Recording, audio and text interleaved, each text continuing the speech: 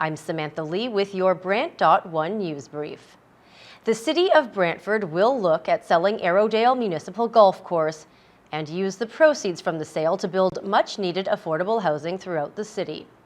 Ward 1's Jan Vanderstelt introduced a motion to sell the 49-acre Stanley Street Golf Course through a fair and open process, with the initial sale from Arrowdale estimated to fetch $22 million to go into the provincially sanctioned municipal housing funding.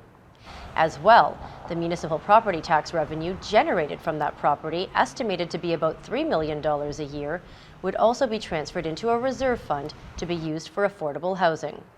The city has an ambitious plan to build 506 affordable housing units over the next 10 years at a cost of $28 million. The idea was named in a KPMG consultant's report to City Council that suggested its sale as one of the 103 cost-saving efficiency recommendations. City Council approved that report Tuesday night. Councillor Richard Carpenter's amendment to remove Arrowdale's sale from the report failed in a tie vote. However, 3 councillors were not in attendance. Vanderstelt says Brantford is the only city of its size in Ontario that has 2 taxpayer-funded golf courses, and Arrowdale is used by less than 200 people for less than half a year, though a revitalization and development of the space could be enjoyed year-round by hundreds of people. Brantford Police are hoping to add 17 new jobs in the new year. The 2020 policing budget has come in at $35.9 million, an 8.2% increase over 2019's spending plan. In the wake of major traffic issues and speeding in the Cobblestone Subdivision, the County of Brant will be reducing speed limits to 40 kilometers an hour in a Paris subdivision. The new speed limits will be set in school zones, Grandville Circle, and all of Cobblestone Drive. An all-way stop at the intersection of Grandville Circle and Cobblestone Drive will also be erected. Neighborhood residents submitted numerous complaints about speeding motorists. They said the problems with traffic have been steadily increasing over the past several years, and what brought it all to a head was when school started in September.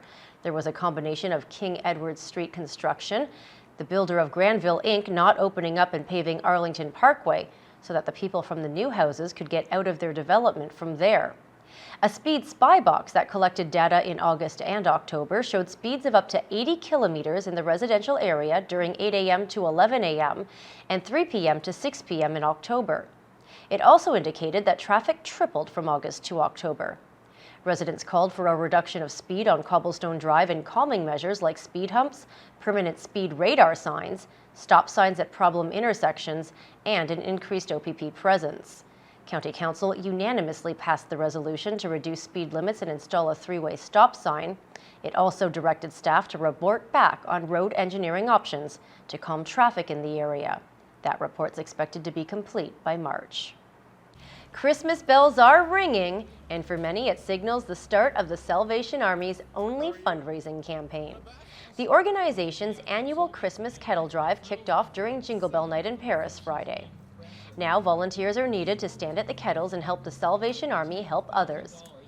Major Daryl Jackson says their biggest need is for volunteers, as they have about 1,000 2-hour shifts to fill between the hours of 10 a.m. and 8 p.m. weekdays and 10 a.m. to 6 p.m. on Saturdays. 2 stations are set up in Paris, 7 in Brantford, and stations will also be set up at LCBO outlets in December. Jackson says every dollar that goes into the local kettle and mail-out campaigns remains in Brantford Brant, so the Salvation Army can help feed, shelter, and clothe its most vulnerable citizens. This year's kettle fundraising goal is $110,000, with an additional $100,000 goal for the Salvation Army's mail-out program. New toys for children under the age of 9 and gift cards for children aged 10 to 13 are also needed for the Salvation Army's Christmas hamper program. Stay with us for more local news and information. I'm Samantha Lee.